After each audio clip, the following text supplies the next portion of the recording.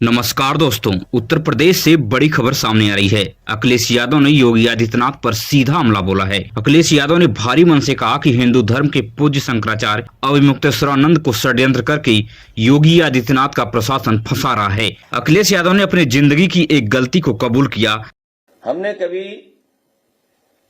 आदरणीय पूजनीय रामभद्राचार्य जी पर 420 का मुकदमा था, वो वापस लिया था। मुझे उन्हें जेल भेज देना चाहिए था। और ये बात गलत हो तो बताइए आप।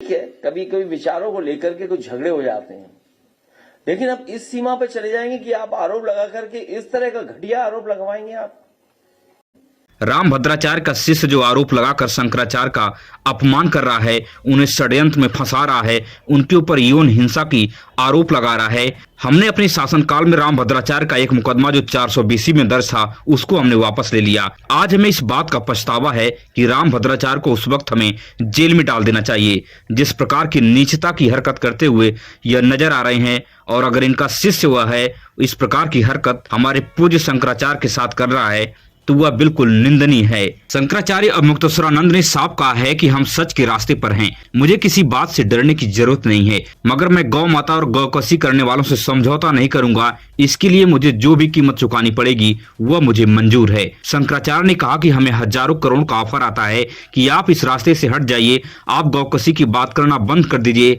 हम आपके मठ को करोड़ों रुपए का बना देंगे।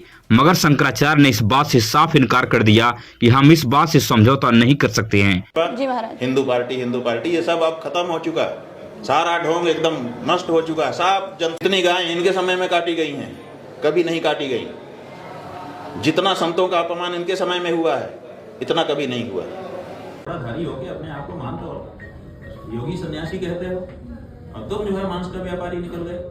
तुम जो है उसकी सेवा।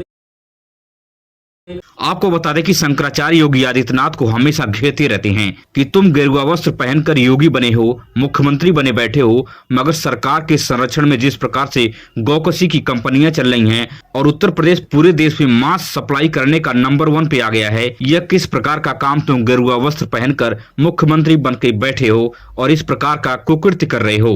मंदिर भाजपा के राज में टूटे हैं, 1000 साल की गुलामी में नहीं टूटे हैं। इतनी गायें इनके समय में काटी गई हैं, कभी नहीं काटी गई।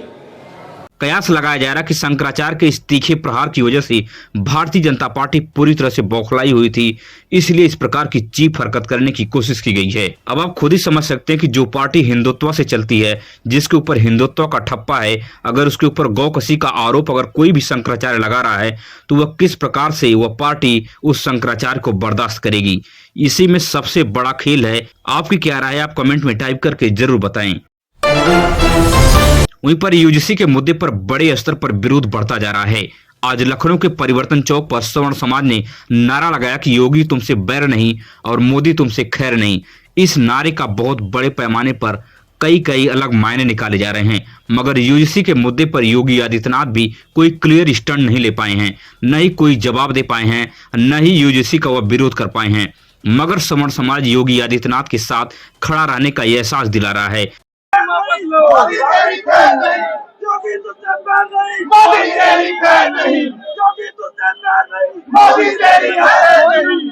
मगर उत्तर प्रदेश के राजनीतिक विश्लेषकों का मानना है कि योगी आदित्यनाथ सवर्ण हैं, इसलिए सवर्ण समाज उनके साथ खड़ा होने की बात कर रहा है। योगी आदित्यनाथ यूजीसी का विरोध भी नहीं किए हैं, फिर भी सवर्ण समाज योगी आदित्यनाथ के साथ क्यों खड़ा है। आपको बता दें कि प्रधानमंत्री मोदी को यूजीसी विरोध में प्रदर्शन करने वाले तेली तक कह डाली, जो कि यह शब्द पूरी तरह से संविधान के खिलाफ है, अपमानजनक है। मगर प्रधानमंत्री मोदी को यूजीसी विरोध करने वाले लोग इस प्रकार की गालियां दी। कहीं प्रधानमंत्री मोदी के ओबीसी होने की वजह से भी सवर्ण समाज खुलकर विरोध नहीं कर रहा है, इस प्रकार के भी कयास राजनीतिक विश्लेषक लगा रहे हैं। वहीं पर ओबीसी SC/ST समाज भी सड़कों पर लगातार संघर्ष कर रहा है इस यूजीसी कानून को लागू कराने के लिए। यूजीसी बिल आने के बाद उन लोगों का चोला उतर गया है जो लोग लगातार हिंदू एकता की बात कर रहे थे, वह सवर्ण समाज से थे।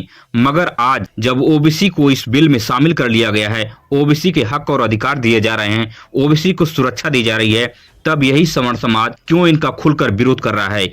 अब हिंदू एकता कहाँ गई है, इस प्रकार के बड़े सवाल अब खड़े हो रहे हैं कि जो लोग हिंदू एकता की बात करते थे वह SC/ST OBC समाज के खिलाफ क्यों आज खड़े होते नजर आ रहे हैं। पिछले दिन राम भद्राचार्य ने भी यूजीसी कानून का विरोध किया और सख्त लहजे में चेतावनी दी कि अगर यह कानून वापस नहीं होता तो गृह युद्ध की भी संभावना बन सकती है। एक्ट की क्या आवश्यकता थी?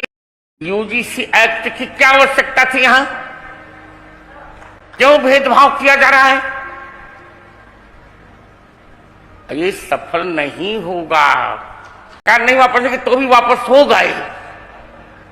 उच्चतम न्यायालय ही वापस, ये कोई बात नहीं। मैं जब तक धर्माचार्य हूं किसी को अपने मन की नहीं करने दी जाएगी। जय हो। वहीं बड़ी खबर अब उत्तर प्रदेश के मेरठ से आ रही है, जहां पर प्रधानमंत्री मोदी मेरठ में रैपिड मेट्रो का उद्घाटन किया। मगर प्रधानमंत्री मोदी इस कार्यक्रम में कांग्रेस के ऊपर फायर हो गए। प्रधानमंत्री मोदी मेरठ के कार्यक्रम में टीएमसी और बसपा को बचाते हुए कांग्रेस की बखिया उधेड़ दिया। दरअसल प्रधानमंत्री मोदी को इस बात की गुस्सा थी क्योंकि दिल्ली के एआई समिट में आखिरी दिन कांग्रेस के युवा नेताओं ने पहुंचकर वहां अर्धनग्न होकर पीएम इज कंप्रोमाइज के नारे दिए। पीएम इज कंप्रोमाइज के नारे की वजह से प्रधानमंत्री मोदी में यह गुस्सा साफ दिख रही थी। अपनी गंदी और नंगी राजनीति का अखाड़ा बना दिया। समारोह स्थल पर विदेशी अतिथियों के सामने कांग्रेस के नेता कपड़े उतारकर पहुंच गए। मैं कांग्रेस वालों को पूछता हूं, देश तो जानता है आप पहले से ही नंगे हो। इस प्रकार के प्रदर्शन को प्रधानमंत्री मोदी देश विरोधी करार दिए हैं। मगर एक वीडियो तेजी से मध्य प्रदेश से वायरल हो रही है, जहां भारतीय जनता पार्टी के लोग कांग्रेस के कार्यालय पर पत्थरबाजी करते हुए नजर आ रहे हैं।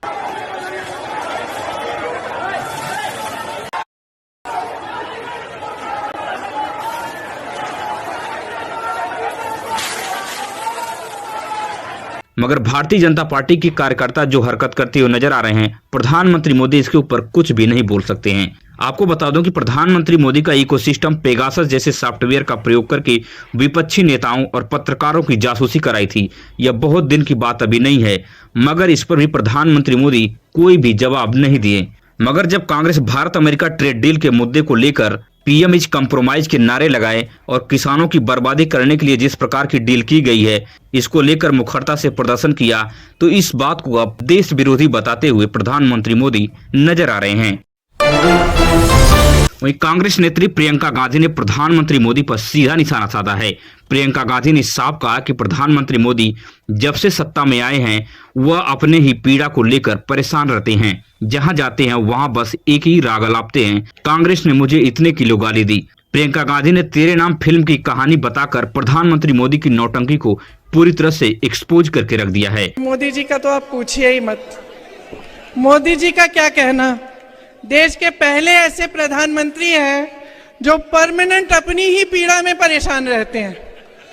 कर्नाटका गए, बड़ी लंबी लिस्ट ले गए कि भाई मुझे इतनी गालियां दी हैं। यहाँ भी कहने लगे मुझे इतनी गालियां दी हैं। रोते ही रहते हैं। लगता है आपने वो सलमान खान की पिक्चर देखी है तेरे नाम, उसमें सलमान खान शुरू से अंत तक रोते ही रहते हैं। मैं तो कहती हूँ मोदी जी के लिए भी पिक्चर बना देते हैं, उसका नाम रखेंगे मेरे नाम। अगर आप भी देश और दुनिया से बड़ी खबरें देखने में दिलचस्पी रखते हैं तो हमारे इस चैनल को सब्सक्राइब कीजिए, वीडियो अपने दोस्तों और रिश्तेदारों तक शेयर कीजिए। मिलेंगे इस तरह से नई वीडियो में नई सूचना के साथ। धन्यवाद।